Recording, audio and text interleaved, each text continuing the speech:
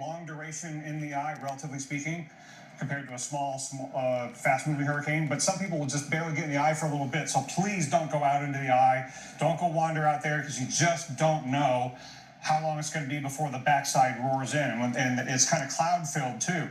So you're not really going to be able to tell when the backside is coming in.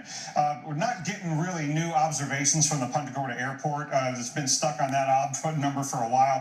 But even down in Fort Myers, we're still getting the southeasterly side. So the northwestern side of this is very convectively active. So there's a lot of lightning in this very active eye wall. And we are in a situation where we need to be sheltering like you would for a tornado. This very large area under an extreme wind warning until 7:30 local time is essentially like a tornado warning, but for the winds of a major hurricane. And it goes all the way from the Fort Myers area through Cape Coral, Punta Gorda, Englewood, Port Charlotte, up into Arcadia.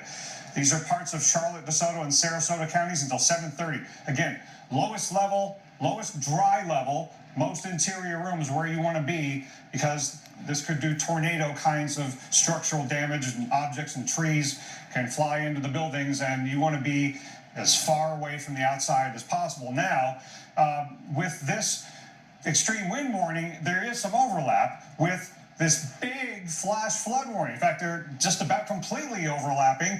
Very large area under a flash flood warning. So that's why I say lowest dry level, most interior room.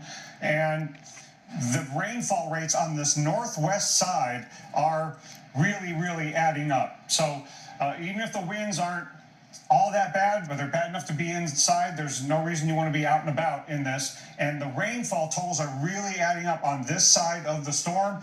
Radar estimates, over a foot already. And this is what is headed toward places like Orlando. And even on the far northwest side of all of this, we've got some strong winds in the Tampa Bay area. Look at St. Petersburg gusting over 70 miles per hour. And we have the eye of this system that has moved completely inland, and it's losing a little bit of its definition, but it's going to take a long time for this system to die down. And one thing I want to highlight when we talk about the flood risk that we're dealing with, we saw that big area under the flash flood warning, and we've got tonight through tomorrow morning high risk of very significant flooding, and that will continue tomorrow into the next day in some of the same areas, including Orlando. So heads up in central Florida, Chris Bruin.